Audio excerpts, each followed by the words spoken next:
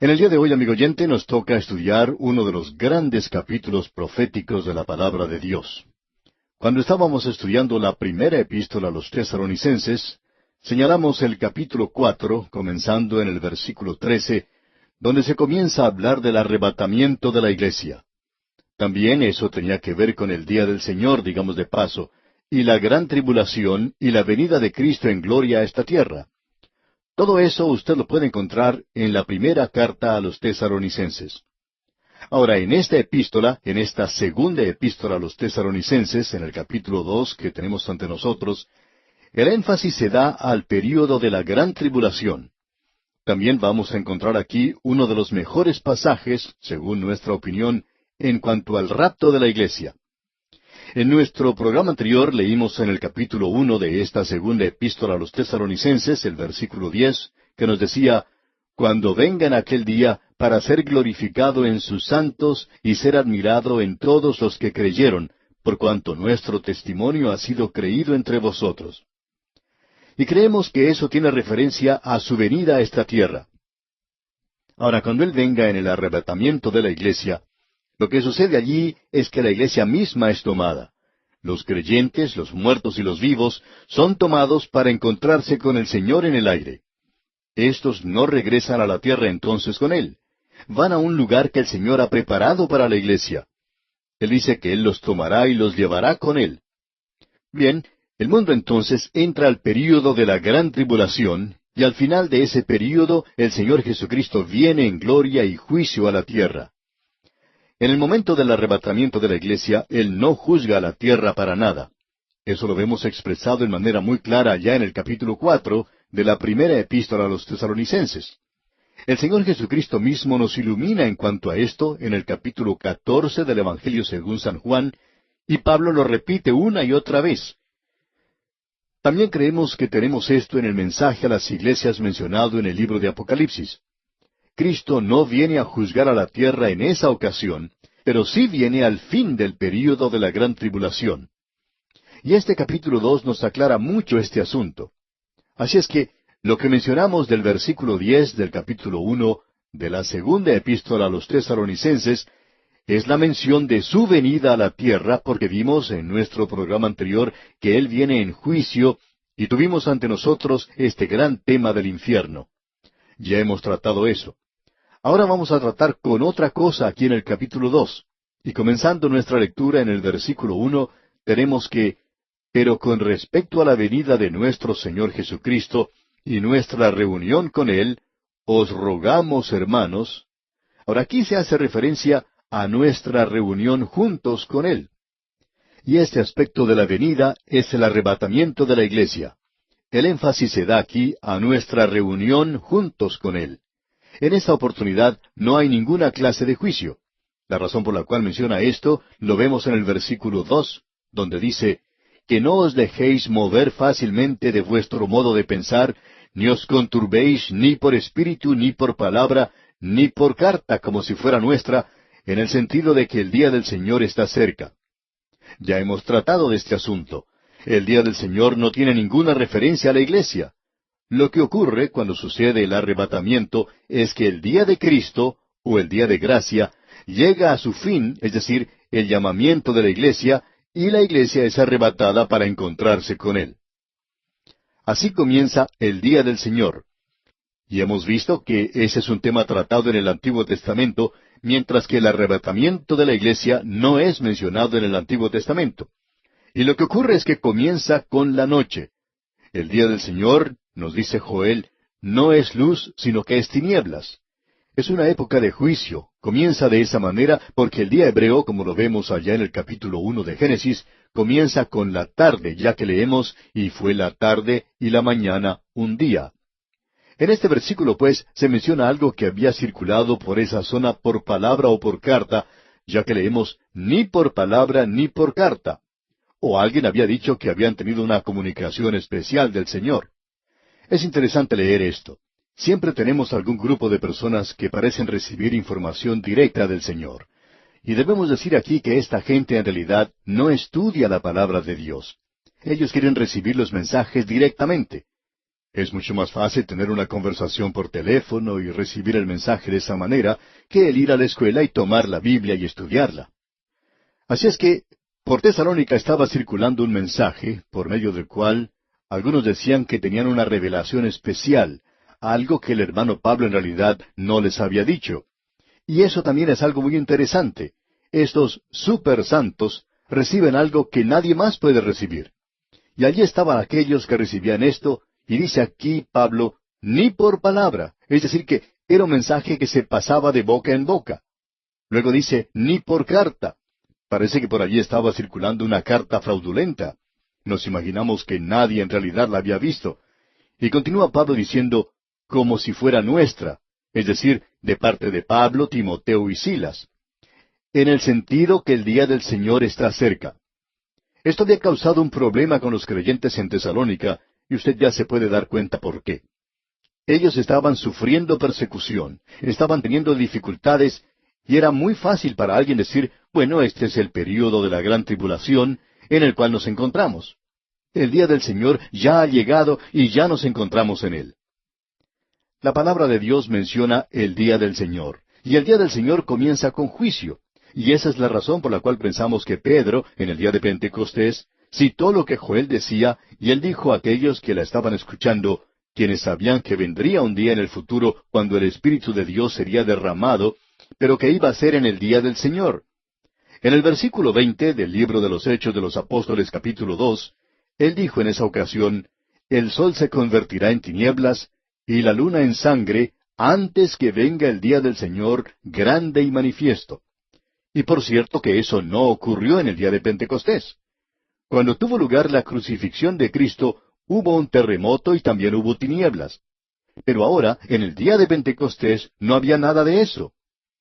De repente vino del cielo un estruendo como de un viento recio que soplaba, y se les aparecieron lenguas repartidas como de fuego, asentándose sobre cada uno de ellos. Eso es lo que leemos. No hubo ningún viento, pero hacía ruido como si fuera un huracán. Esto llegó a la ciudad y causó que todo el mundo corriera hacia el templo para ver lo que había ocurrido. Ahora Pedro llama a esto, citando a Joel, que es el día del Señor.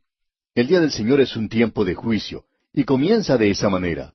Y lo que Pedro está diciendo es que esto era algo similar a eso. ¿Creen ustedes que estos hombres están borrachos? Bueno, ellos están llenos del Espíritu Santo. Los judíos ortodoxos de aquel día, creían que iba a llegar un día cuando Dios derramaría su Espíritu sobre toda carne. Y en el día de Pentecostés no fue derramado sobre toda carne. Y creemos que eso debería ser algo obvio para cualquiera. Luego encontramos que Pedro menciona el día del Señor allá en su segunda epístola universal, capítulo 3, versículo 10, donde dice, pero el día del Señor vendrá como ladrón en la noche, en el cual los cielos pasarán con grande estruendo, y los elementos ardiendo serán deshechos, y la tierra y las obras que en ella hay serán quemadas. Vimos en el capítulo 5 de la primera epístola a los tesalonicenses que el Señor no vendrá como un ladrón en la noche. Él dijo que no vendrá como un ladrón en la noche para los creyentes. Por tanto, ellos deben permanecer despiertos. Este no es el tiempo de dormir, porque Él vendrá para un mundo que sí está dormido, en el cual los cielos pasarán con grande estruendo, y los elementos ardiendo serán deshechos, y la tierra y las obras que en ella hay serán quemadas. Y eso no ocurrió en el día de Pentecostés. Mencionemos aún otra referencia más en cuanto a esto. La encontramos allá en el libro de Apocalipsis, capítulo 6, versículo 17, donde dice, porque el gran día de su ira ha llegado, ¿y quién podrá sostenerse en pie? Ahora eso no es para la iglesia. La iglesia tiene que esperarle a Él, una persona que vendrá. Nosotros estamos identificados con Él. Y aquí en el capítulo 2 de la segunda epístola a los tesalonicenses que estamos estudiando, en el versículo 3, Pablo nos sigue diciendo lo siguiente, y quisiéramos que usted, amigo oyente, preste mucha atención a lo que vamos a leer ahora, aquí en el versículo 3.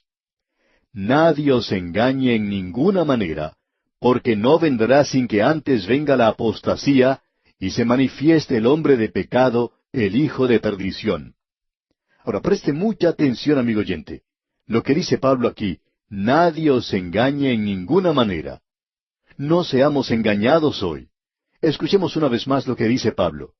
porque no vendrá sin que antes venga la apostasía.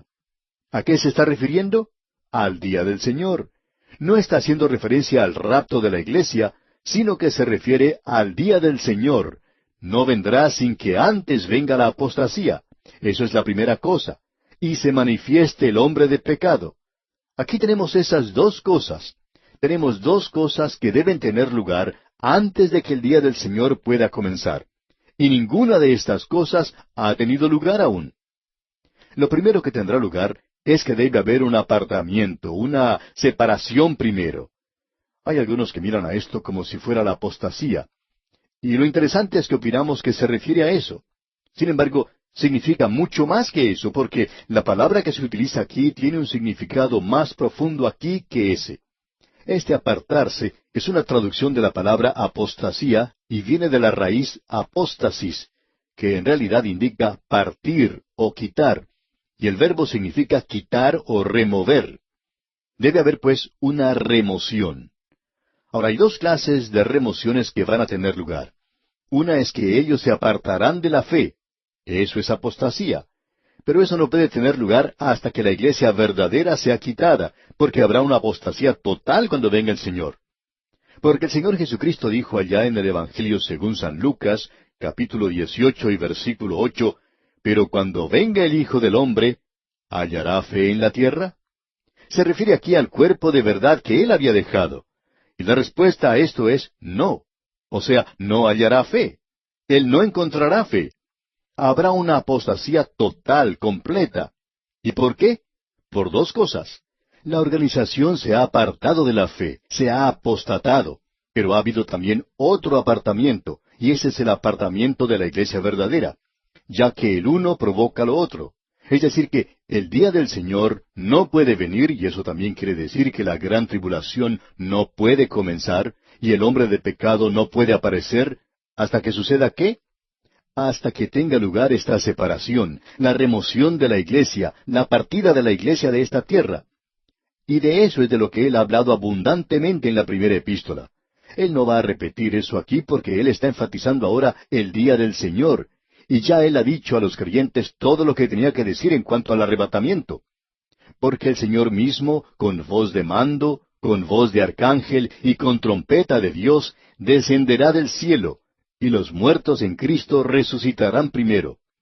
Luego nosotros, los que vivimos, es decir, aquellos que están en Cristo, o sea, la iglesia, los que hayamos quedado, seremos arrebatados juntamente con ellos en las nubes para recibir al Señor en el aire. Bien, de eso es de lo que Pablo nos está hablando en este segundo capítulo de su segunda epístola a los Tesalonicenses. Habrá algunos que se apartarán de la fe. Su organización queda aquí abajo, y vemos eso representado en la gran ramera mencionada allá en el capítulo 17 de Apocalipsis. La organización se hace cada vez peor. La iglesia de la Odisea se encuentra en una triste condición, y creemos que nos encontramos en ese período en particular en el presente. Eso terminará en una apostasía total. Aquí tenemos la partida de la iglesia de esta tierra. Desde el punto de vista de la tierra, es una partida. Desde el punto de vista del cielo, es un arrebatamiento, ya que eso es precisamente lo que se nos dice. Seremos arrebatados. Uno está mirando a eso desde el punto de vista del cielo cuando dice, seremos arrebatados juntamente con ellos en las nubes para recibir al Señor en el aire. Y creemos que el mundo va a decir en aquella ocasión, bueno, ya se fueron. Esas personas que estaban hablando por radio y que eran tan latosas, ya se han ido. Han partido, nos han dejado y estamos ahora tranquilos. Y nosotros diremos, aleluya. Pero el mundo se regocijará. Pero ese será un día muy triste para la tierra. Pensarán que están entrando en el milenio y sin embargo están entrando al período de la gran tribulación y va a ser algo muy terrible para ellos. Ellos no van a saber lo que es y va a ser algo muy difícil entenderlo. La iglesia habrá partido y creemos que llegará a ser un día muy triste para la tierra. Quizá podamos ilustrar esto que estamos diciendo con lo siguiente.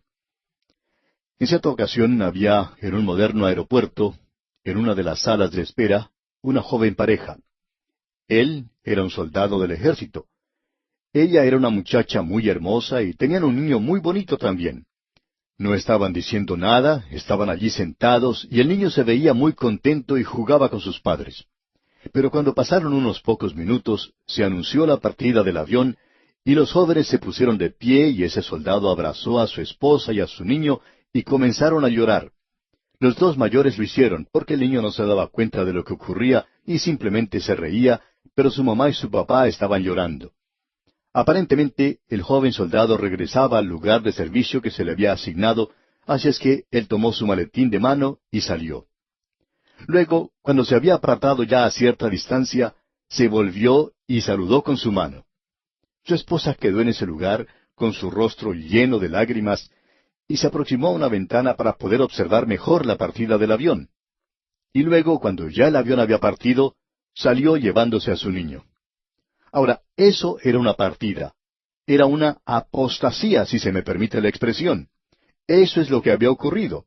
Istomi quiere decir colocarse y apo quiere decir fuera de. Literalmente indica el ser removido. Ese muchacho, ese soldado, se removió a sí mismo. Por lo menos fue el gobierno el que lo removió a él de ese lugar y él había partido. El avión había salido. Y esa muchacha, esa señora, tomó luego a su hijito y se dirigió a su hogar y por supuesto tendría unos momentos muy difíciles en el futuro. Ahora el mundo, amigo oyente, se va a regocijar cuando parta la iglesia, pero van a venir días muy difíciles. El mundo va a entrar en el período de la gran tribulación. Y Pablo nos dice aquí, nadie os engañe en ninguna manera, porque no vendrá sin que antes venga la apostasía. Tendrá lugar la apostasía de la iglesia verdadera va a partir. No puede haber una apostasía total mientras haya creyentes aquí en la tierra. A los liberales les gustaría librarse de nosotros, y eso ocurrirá con seguridad en uno de estos días.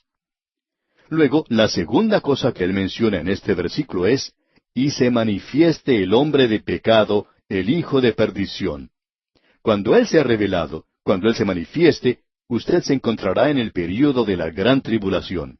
Aquí él le llama el hombre de pecado. Juan por su parte lo llama el anticristo.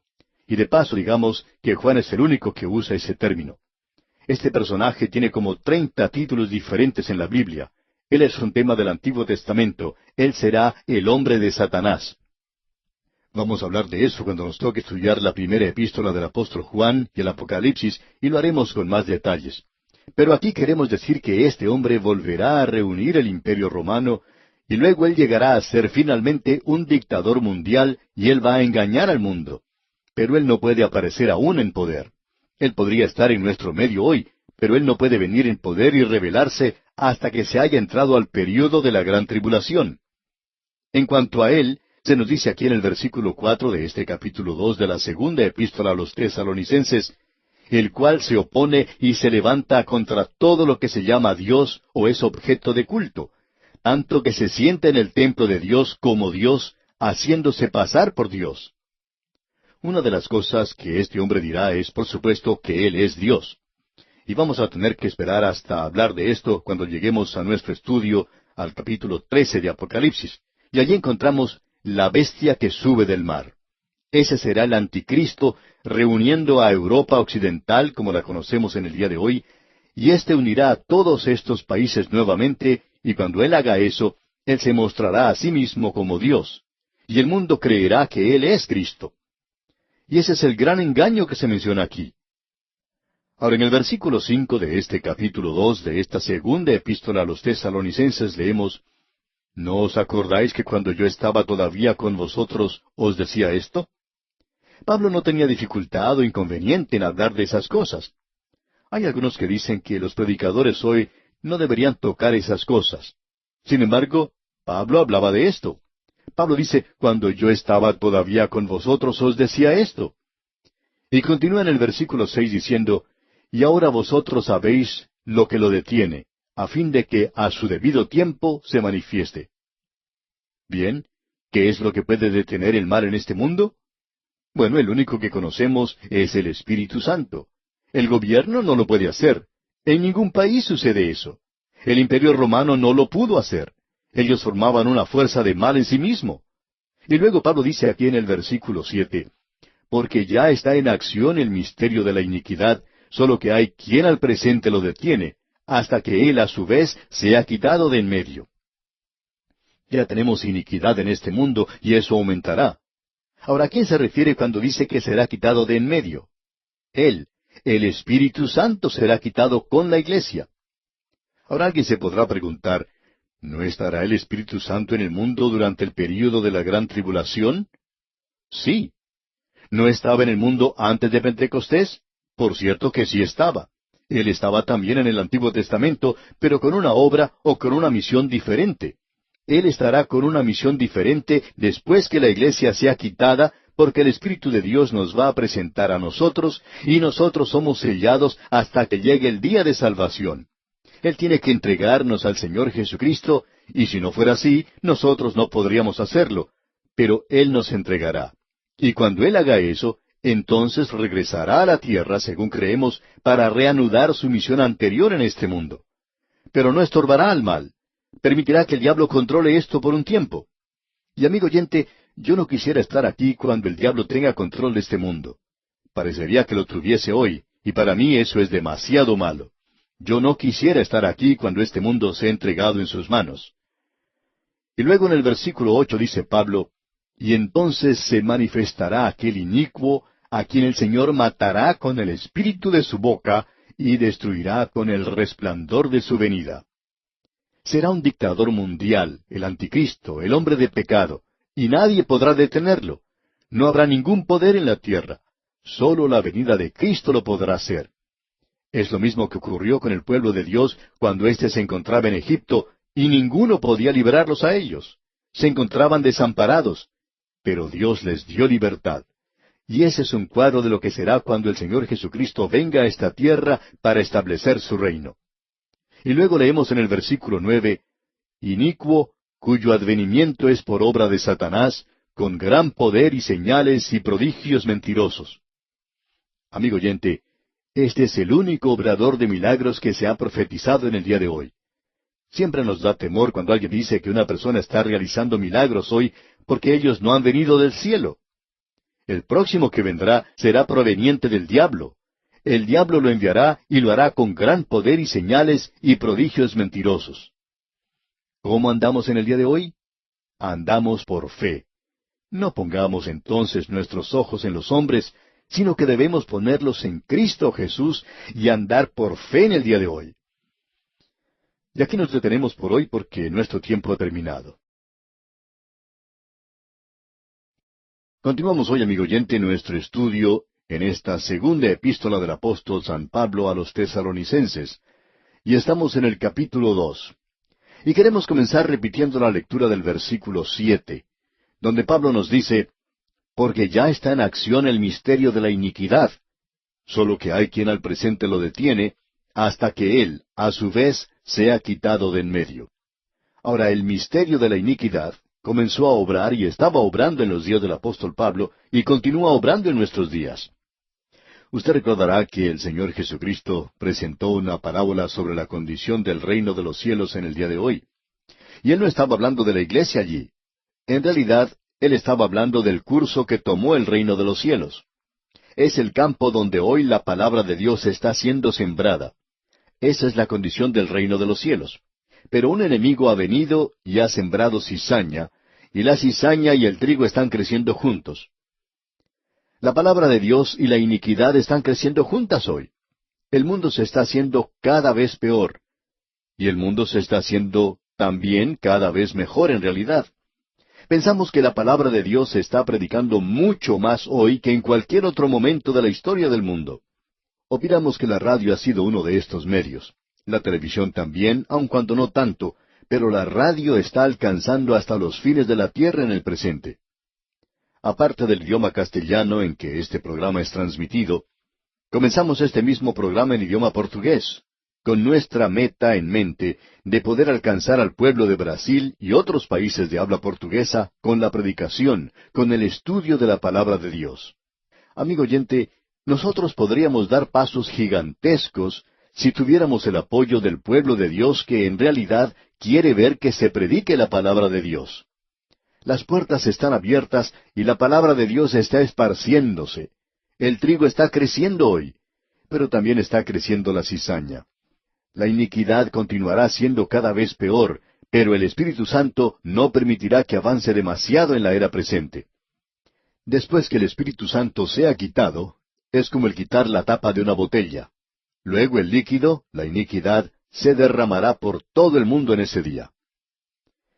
Luego se nos dice, y entonces se manifestará aquel inicuo. Ese es el anticristo. Tiene como 30 nombres diferentes en la palabra de Dios.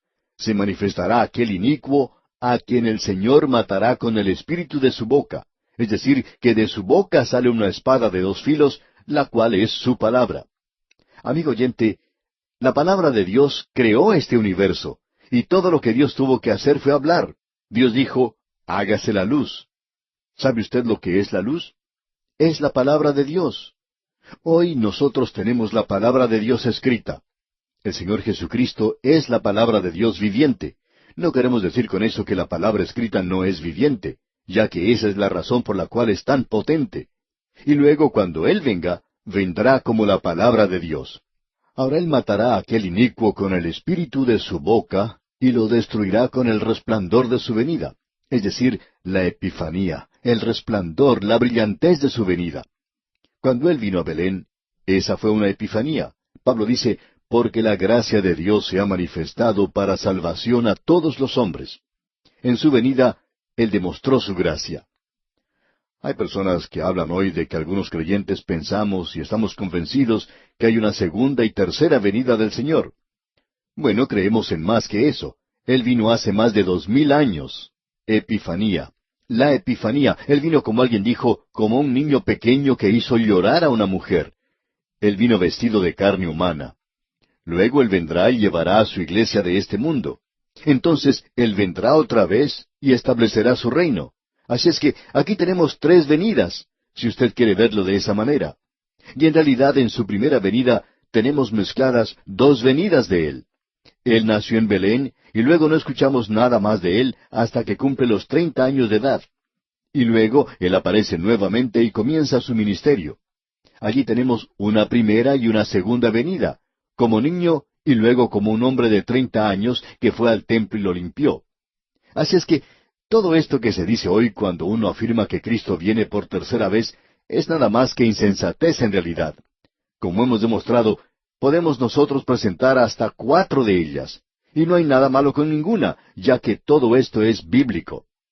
Ahora, volviendo al capítulo 2 de esta segunda epístola del apóstol Pablo a los tesalonicenses que estamos estudiando, leamos el versículo 9, que dice, «Inicuo, cuyo advenimiento es por obra de Satanás, con gran poder y señales y prodigios mentirosos».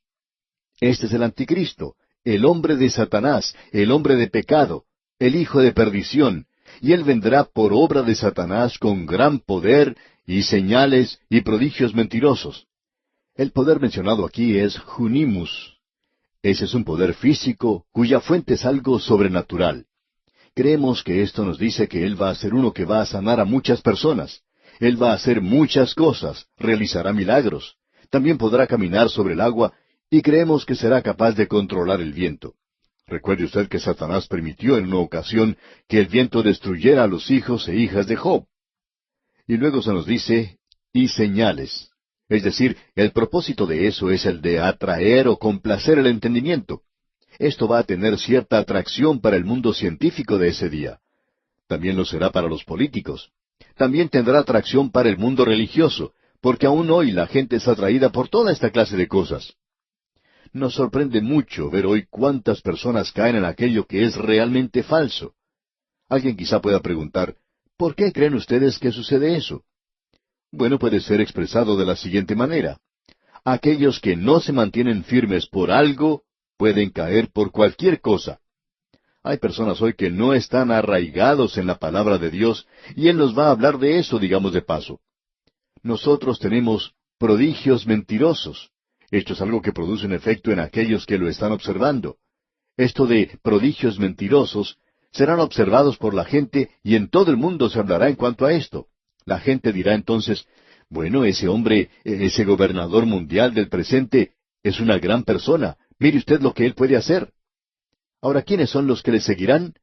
Aquellos que no creen en el Evangelio. Leamos ahora el versículo 10 de este capítulo 2. Y con todo engaño de iniquidad para los que se pierden, por cuanto no recibieron el amor de la verdad para ser salvos. Y Él lo hará, con todo engaño e iniquidad para que se pierdan. ¿Por qué? Por cuanto no recibieron el amor de la verdad para ser salvos. Creemos que el Evangelio va a ser esparcido hasta los confines de la tierra, aun quizá por medio de la iglesia. Como ya hemos dicho, nos damos cuenta de que está penetrando muy bien hoy por medio de la radio. La radio va a alcanzar a muchas personas. Hay muchos programas radiales que están yendo a lugares mucho más lejos de lo que vamos nosotros, y esperamos poder colocarnos botas de 7 leguas y andar a llevar la palabra de Dios. Creemos que esta es nuestra tarea hoy. El Señor Jesucristo va a permitir que el mundo crea una mentira. Y se nos dice aquí en el versículo 11 de este capítulo 2 de la segunda epístola a los Tesalonicenses, por esto Dios les envía un poder engañoso para que crean la mentira. ¿Y por qué hace eso? ¿No es algo injusto? Ah, no, amigo oyente, no lo es. Es lo mismo que se dice que Dios endureció el corazón de Faraón. Si usted cree que eso quiere decir que ese pobre Faraón quería dejar en realidad que salieran los hijos de Israel, y siempre estaba llorando y procurando que ellos salieran, pero que Dios en realidad no le permitía que lo hiciera, entonces usted está equivocado, amigo oyente, porque Faraón no quería que ellos se fueran. Y todo lo que Dios hizo fue provocar que Faraón se pusiera firme y que tomara una decisión. Hay muchas personas hoy que no se quieren comprometer, no quieren tomar una posición con Dios, no quieren escuchar el Evangelio. Han cerrado completamente sus oídos a esto. Dios les está dando la palabra de Dios a ellos. Y luego que ellos hayan escuchado la palabra de Dios y no la hayan aceptado, entonces Dios les va a enviar un poder engañoso. ¿Por qué? Porque ellos no quisieron recibir la verdad. Entonces van a tener que creer una mentira. Estas son las personas que hoy están dispuestas a prestar atención a las sectas y religiones falsas. Pueden ser miembros de la iglesia o personas que han escuchado el Evangelio. Esa es la razón por la cual estos engañadores van a visitar a la gente los domingos por la mañana y saben que los creyentes débiles no van a estar en la casa de oración entonces.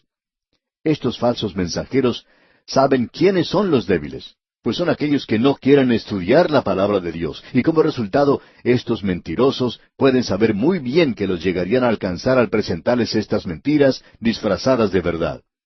Usted no recibe la verdad, y entonces usted está abierto para recibir cualquier cosa que se le presente.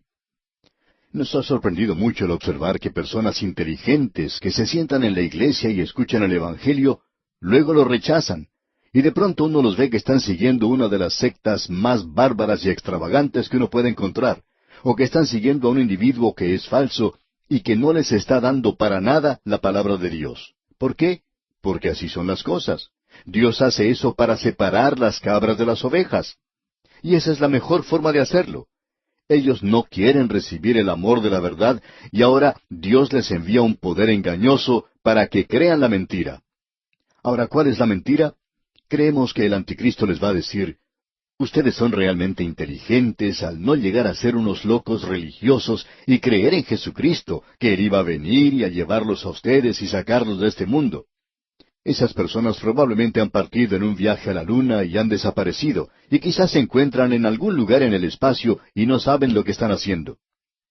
Creemos que el anticristo presentará muchas explicaciones en cuanto a esto, y les dirá a esta gente que ellos han sido verdaderamente inteligentes al esperar, porque ahora van a construir un reino aquí en la tierra, y la gente va a creer lo que el anticristo les está diciendo, y ellos van a pensar que están entrando al milenio. Pero en realidad están entrando al período de la gran tribulación. Creemos que esa es la mentira. ¿Y por qué? Para que el Señor les pueda juzgar, ya que en el versículo 12 de este mismo capítulo 2 de la segunda epístola a los Tesalonicenses, dice Pablo, a fin de que sean condenados todos los que no creyeron a la verdad, sino que se complacieron en la injusticia. Hemos dicho esto muchas veces, y queremos repetirlo una vez más. Si usted puede estar sentado y escuchar este programa y continuar rechazando a Jesucristo, amigo oyente, usted está completamente abierto para cualquier otra cosa que se le presente. Pero eso sí, usted nunca podrá entrar a la presencia de Dios y decir, bueno, yo nunca escuché el Evangelio. Porque, mi amigo, usted lo está escuchando en este mismo instante. Usted ya lo ha escuchado. Y probablemente lo ha escuchado en varios lugares diferentes, y usted posiblemente le dio la espalda. Y cuando usted le da la espalda a Dios, queda completamente abierto, vulnerable para cualquier cosa, y entonces está listo para el juicio. Porque somos sabor de vida para aquellos que son salvos, pero somos sabor de muerte para aquellos que perecen. Amigo oyente, nosotros no somos sus amigos si usted está rechazando a Jesucristo, porque usted no puede entrar a la presencia de Dios ahora y decir que usted no ha escuchado el Evangelio. Y eso es lo que yo siempre quiero decirle a la persona que rechaza a Cristo. Amigo, nosotros lo hemos puesto a usted en una situación muy difícil, créalo. Usted nunca puede decir ahora que nunca antes ha escuchado el Evangelio, porque usted ahora es completamente responsable, no tiene excusas que valgan. Y Pablo ahora, comenzando con el versículo 13, inicia el lado práctico de esta epístola, lo práctico en cuanto a la venida de Cristo. ¿Qué quiere decir esto en realidad para nosotros? Bueno, a la luz del conocimiento de los hechos futuros, el creyente debe vivir una vida que demuestre que él cree en la venida de Cristo. El creer en la venida de Cristo no quiere decir que uno tiene que estar corriendo y mirando hacia arriba, hacia el cielo y decir, «Ah, cómo me gustaría que venga el Señor Jesucristo». Eso es cosa sin sentido. Amigo oyente, eso se va a manifestar a sí mismo en varias maneras diferentes. En vista de esto, los creyentes deben estar establecidos en la palabra de Dios. En segundo lugar, los creyentes deben estar establecidos en su forma de andar aquí en la tierra. Y entonces, en tercer lugar, los creyentes tienen que estar establecidos en su trabajo, en todas estas tres áreas. Notemos ahora lo que nos dice aquí al leer los versículos 13 y 14 de este capítulo 2 de la segunda epístola a los Tesalonicenses. Pero nosotros debemos dar siempre gracias a Dios respecto a vosotros, hermanos amados por el Señor, de que Dios os haya escogido desde el principio para salvación, mediante la santificación por el Espíritu y la fe en la verdad, a lo cual os llamó mediante nuestro Evangelio, para alcanzar la gloria de nuestro Señor Jesucristo. Creemos que estos dos versículos nos presentan el aspecto total de la salvación. Es decir, que se nos presenta la salvación desde el pasado hasta el presente y al futuro. Todo esto se presenta aquí. En primer lugar, tenemos aquí que Dios os haya escogido desde el principio para salvación. Y quisiéramos presentar aquí otro versículo que va a la par de este. Se encuentra ya en el capítulo 8 de la Epístola a los Romanos, versículo 28, y allí se presenta de una forma doctrinal. Allí dice, «Y sabemos que a los que aman a Dios, todas las cosas les ayudan a bien, esto es, a los que conforme a su propósito son llamados». El doctor R. A. Torrey acostumbraba a decir que este versículo era como una almohada muy suave para un corazón cansado. Y por cierto que lo es. Y ahora los versículos 29 al 31 de ese mismo capítulo 8 de la Epístola a los Romanos dice, «Porque a los que antes conoció, también los predestinó para que fuesen hechos conformes a la imagen de su Hijo, para que Él sea el primogénito entre muchos hermanos. Y a los que predestinó, a éstos también llamó, y a los que llamó, a éstos también justificó, y a los que justificó, a éstos también glorificó. ¿Qué pues diremos a esto? Si Dios es por nosotros, ¿quién contra nosotros?» Comenzamos ahora con la primera declaración que encontramos en el versículo 13 de esta segunda epístola a los Tesalonicenses, capítulo 2. Allí se nos dice que desde el mismo principio hemos sido escogidos para la salvación. Ahora eso mira hacia el pasado. Y todo lo que yo sé en cuanto a esto es que dice eso y yo lo creo. ¿Quiere decirme que Dios lo eligió a usted antes de haber llegado aquí? Bueno, Spurgeon lo decía de la siguiente manera. Escuche usted. Él dijo, «Me agrada saber que Dios me eligió antes que yo llegara aquí, porque si Él hubiera esperado hasta que yo llegara aquí, entonces nunca me hubiera elegido». Y eso, amigo oyente, tiene sentido. Quiere decir sencillamente que usted no sorprendió a Dios cuando confió en Cristo. Pero también nosotros necesitamos ver el otro lado de la moneda. Todo aquel que quiera puede ir. Y eso no tiene ningún efecto en usted si usted no lo quiere hacer. Así es como son las cosas. Todo el que quiera puede ir, todo aquel que tenga sed. Esa es una oferta legítima, esa es una oferta sincera, esa es una oferta sin ninguna clase de complicación para la salvación. El que tenga sed, venga a mí y beba.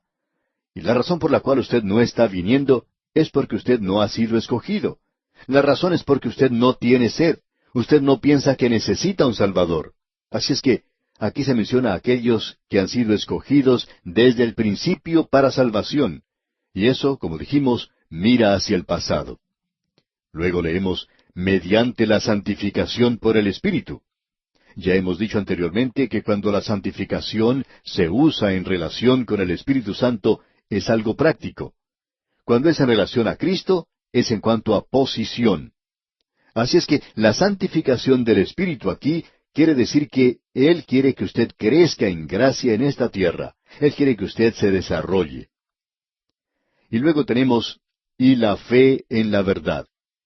Eso quiere decir que usted va a estudiar la palabra de Dios. Y la fe en la verdad. Esa es la forma en que usted va a crecer. Así es como se va a desarrollar usted. Luego el apóstol Pablo se refiere a lo siguiente, para alcanzar la gloria de nuestro Señor Jesucristo. Y esto se refiere al arrebatamiento.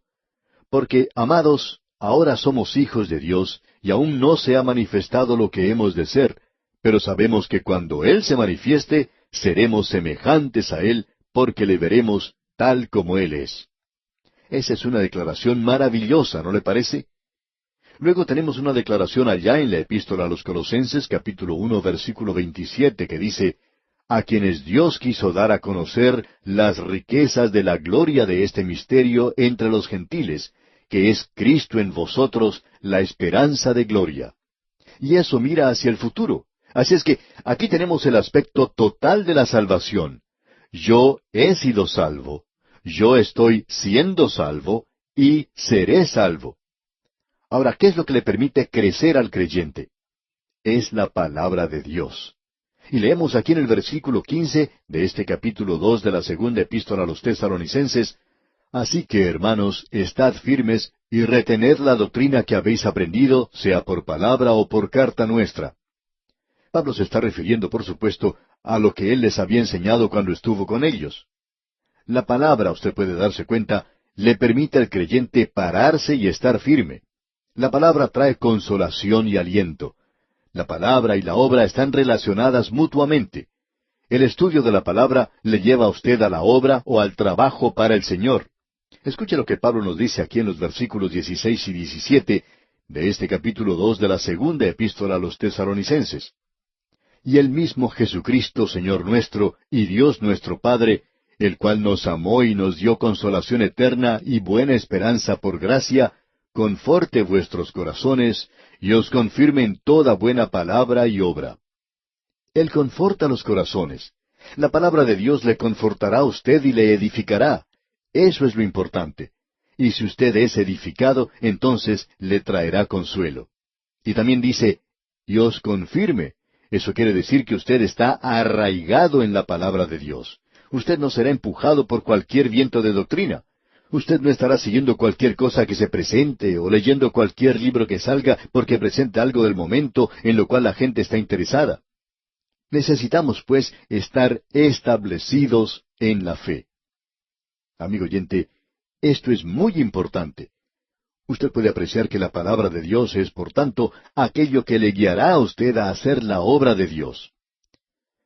Dios mediante, en nuestro próximo programa, en nuestro próximo estudio, cuando comencemos el capítulo 3, veremos que los creyentes pueden ser establecidos en su andar, y que su andar es un andar ante el mundo, y el creyente necesita andar establecido en su obra aquí en esta tierra.